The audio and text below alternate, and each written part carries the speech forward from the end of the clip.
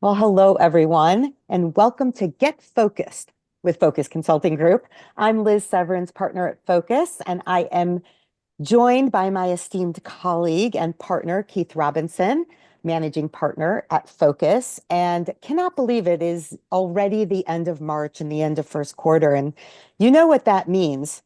Uh, that means it's March Madness time and tax season, but we're not talking about those two specific events that happened at the end of quarter one. We are talking about goal setting, defining what you're going to do and what you're going to accomplish individually, as a team, and as a firm this year. And you're probably thinking because it's the end of quarter one that you're almost done with this. And that is the conventional thinking. Do this once a year. Write down your goals, put them away, and then not look at them until we start thinking about our year-end bonus and go, ooh, shoot, did I do what I say I was going to do? And if this sounds familiar, you're not alone because that is what many of us think is goal setting. But if you know anything about focus, you know that we really don't do conventional. And when it comes to goal setting, we don't do conventional there either. We think goal setting is not just a season of creative writing exercise in quarter one, it's actually lasts an entire year.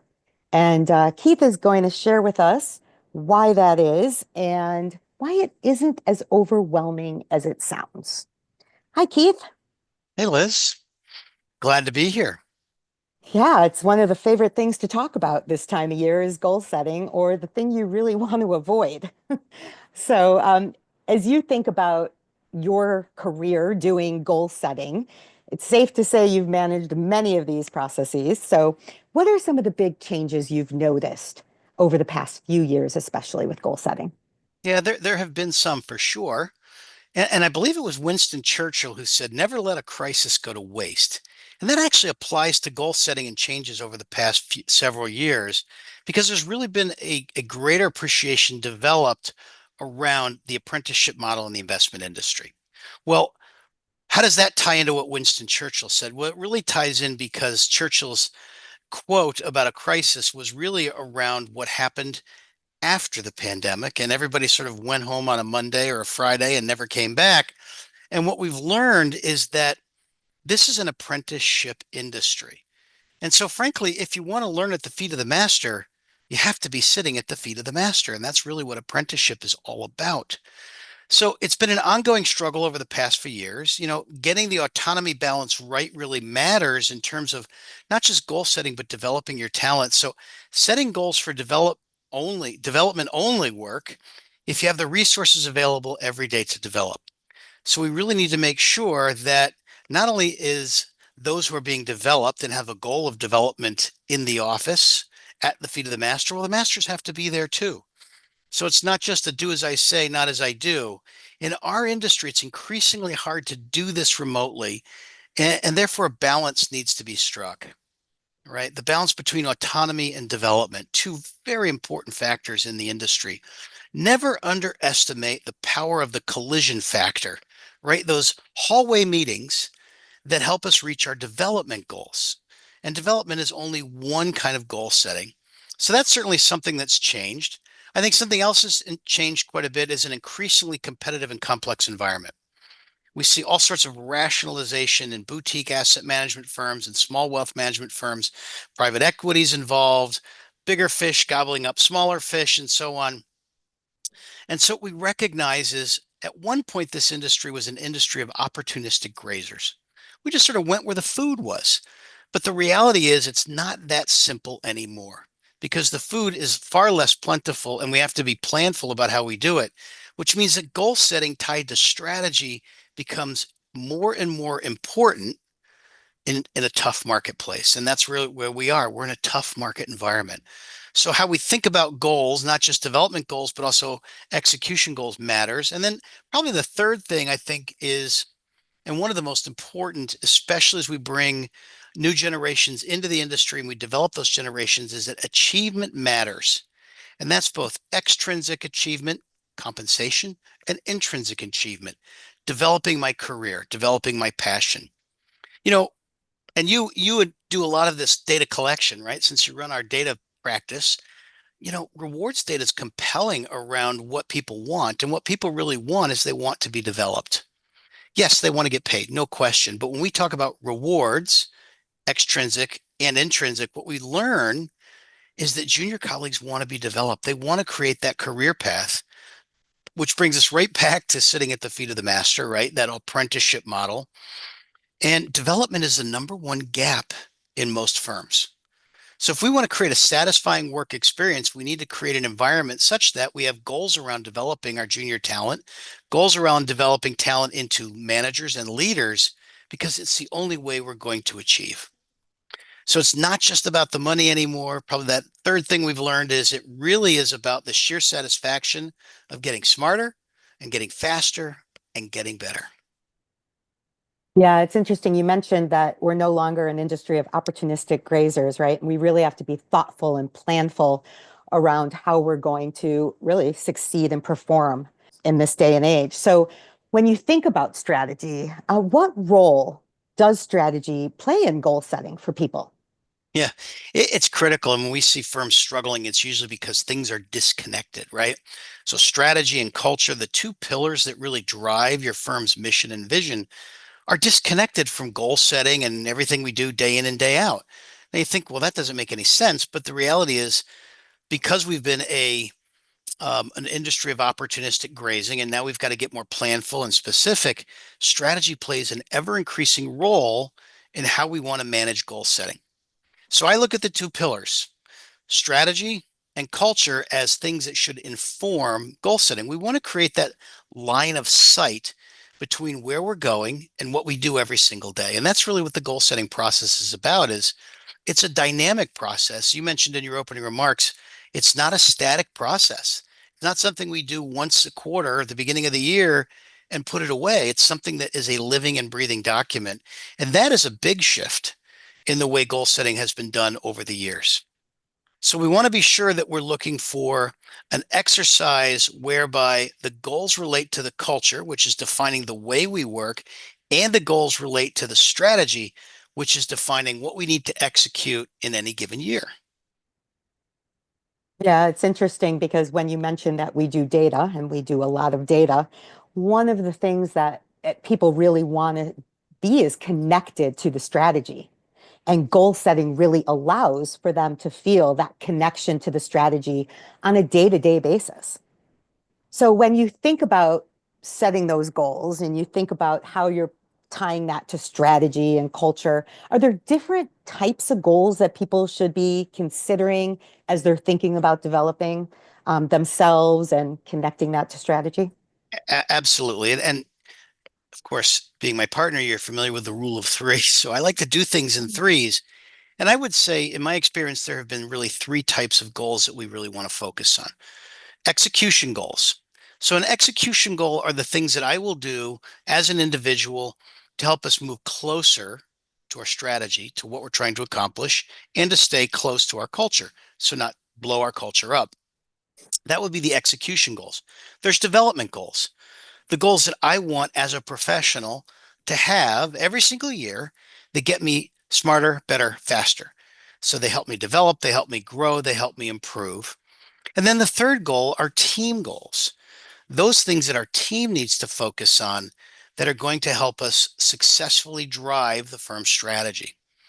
So, those three things, execution, development, and team goals, are really the only things that we should be focusing on when we're thinking about the goal setting process.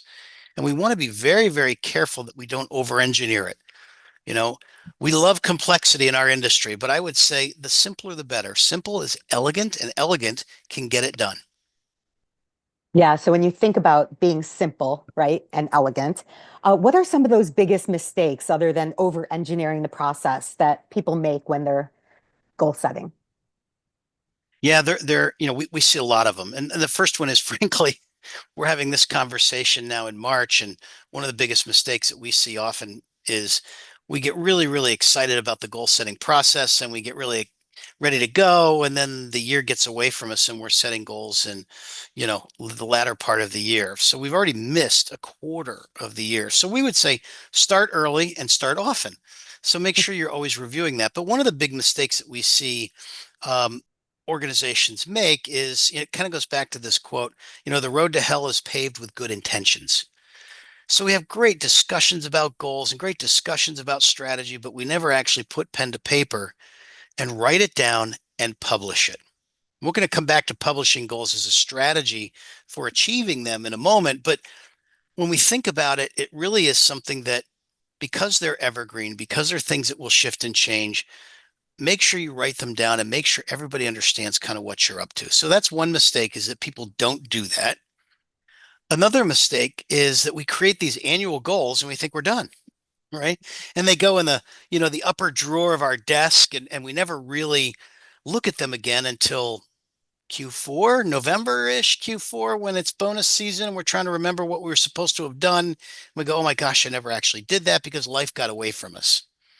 So the mistake is that goals are not static. Goals are dynamic, and they're driven by circumstance, market shifts, business situations, things like turnover and innovations in your business, product launches, you name it. All of these things will change our goals or force us to modify or augment our goals based on what it is we're trying to achieve in our strategic plan. So change drives the need for frequency in reviewing our goals. And so I'd like to introduce what I call the three R's. And we'll talk a little bit more about a strategy on the three R's when we get into discussion about how do I solve for this. But the three R's are regularly review, reflect, and revise. So as it relates to your goals, review them regularly, reflect on them regularly, and revise them regularly. Now, some of you might say, well, isn't that cheating? You keep moving the target around. Well, not really. You're only moving the target if you as a team or you as an individual realize things have gotten in the way. Things have shifted such that I'm going to have to change my goals or augment my goals so I can have a higher probability to achieve them, but more importantly, move the strategy forward. And then probably the third mistake that people make is they create way too many of them. We get excited. We think we need to have a lot. And this is where we like the rule of three again. Just draft a single meaningful goal for each of the types, a single meaningful execution goal, a meaningful development goal for you as a professional, and a meaningful goal for the team. Try and stay focused. And by the way, it could be a 6-month goal. It doesn't have to be an annual goal. It could be a quarterly goal. But the whole idea here is you want to keep them in front of you, recognizing that because the world is not static and it moves pretty quickly, we really want to stop and check it out. It sort of reminds me of, oh gosh, Ferris Bueller's Day Off, right? Where he goes, life moves pretty fast. And if you don't stop every once in a while and look around, and it's the same thing here, you know, this business environment moves really fast. And if you don't stop and review, reflect, and revise, your goals are going to move away from you. And unfortunately, you won't achieve them. And that's the whole objective of setting goals, is to actually achieve them. Yeah, you want to make this a living and breathing document, right? Same advice we give about strategies. These are living and breathing documents so that you can move with that changing environment. So here comes that rule of three again. So, other than making it a living and breathing document, are there three other important pieces of advice you can give our listeners about goal setting? Yeah, absolutely. And I think there are three that, if you do nothing else, and you just remember these three, your probability for success goes way up, because most people don't know this and most people don't do this. And the first thing is that successful achievement of goals comes from repetition and muscle memory. So goals like development, learning a new skill, learning a new language, whatever it is something that you have to rep on, which means you want to use your three R's, fairly frequently, because you always want to have that opportunity to adjust the dials as needed. So in his book, Atomic Habits, the author, James Clear, outlines a fundamental principle for change that we think is a great application for goals. So it's not just about developing yourself, but it's also about how you set your goals for execution and for team. And what does that mean? Small milestones, or these atomic habits, right? These small milestones can help you make progress towards the goal. And by the way, give you momentum and have some fun at the same time. Because if you establish these little milestones and you hit those milestones, celebrate them. It's not unlike running a marathon, right? I mean, you don't just set out one day and run 26 miles. You set these milestones over the course of training for the marathon so you can actually achieve the marathon, which is the ultimate goal. But recognize, day one, maybe it's a mile or two, and then you continually work your way up to the marathon from there. Those are those little milestones that, similar to atomic habits, those are the little things that can create progress towards the goal. The most important thing is to celebrate it when you hit them. And we often don't do that. We're very much a what have you done for me lately kind of industry. So take the time as a team or as an individual to celebrate that. And certainly if you're a manager, celebrate those who are achieving their milestones. The second one, apply that 3 R's principle on a regular basis as a team and personally. And you might say, well, okay, yeah, I'll make sure make a mental note to do that. It really is not about mental notes. This is about behavior change and it's about habits. Schedule it in your calendar as a regular agenda item for the team. Schedule it in your calendar. I do it Sunday mornings. I do my review and my reflect, right? And my revise if I need to. So find the time to spend the time to really kind of do a look back and a look forward around your goals because the payoff is huge. So ask yourself, what's changed? What what milestone might need to move, might need to be accelerated, might need to be decelerated? What's caused that goal to be reevaluated? For example, if we have a team goal, has something happened? Maybe we had somebody leave the team and we've got to kind of scramble a little bit. So we've got to reevaluate that. Openly communicate with your teammates and your manager if something has to change. Dialogue it. Go back and forth and back and forth. So you're not necessarily doing this in a vacuum, but you're doing it in an ecosystem. So quantify an alternative. That's the thing. We all say, oh, I got to change the goal. And all we do is move the date. No, no, no. It's not quite that simple. Remember, the goal is the goal. We still want to think about an alternative strategy or an alternative milestone that will help us get there rather than just throwing the goal out altogether. The goal still may be good. It may just need to be augmented or a milestone may need to be reinvented at that time. And the third thing, and I think this is probably one of the most important and scariest things about goal setting is call your shot. We use this in development, it's development goals, but it's no different than playing a game of pool. 8 ball in the corner pocket. Everybody standing around that pool table knows my intention is to get that 8 ball in the corner pocket. And we don't share our goals, but we should be sharing our goals, all three types: execution, development, and team. We should be sharing those and measuring our progress towards those goals. Think of the big thermometer when people do fundraising, right? It's always fun to watch that thermometer get redder and redder and redder as we progress. It's the same thing with goals, but we often never produce the thermometer as a team or as an Yeah. individual. So get your thermometers out, get them on the wall, have a dialogue about them. The biggest reason we don't do this is we're afraid of failure. And we're afraid of the humiliation that comes along with failure if we don't achieve it.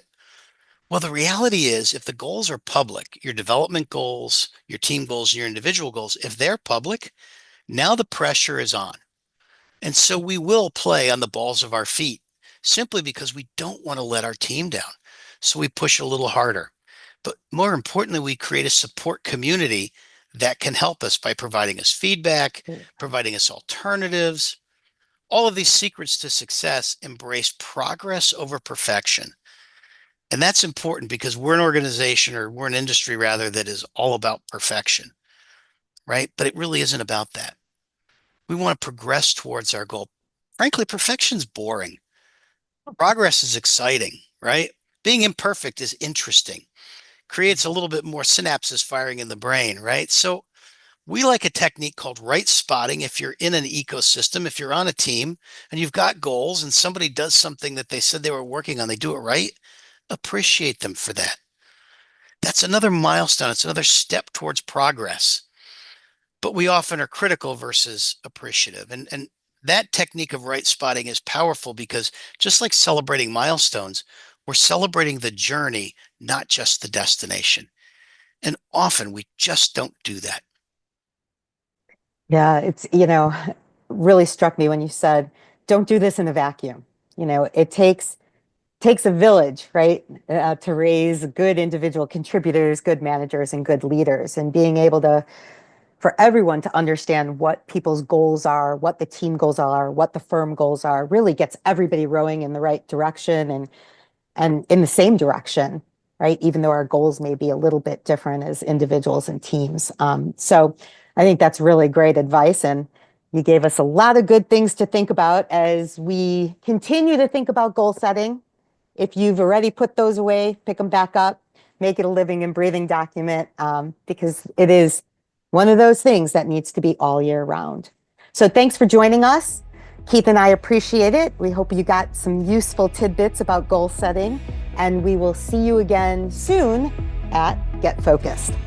See you soon. Bye, everybody.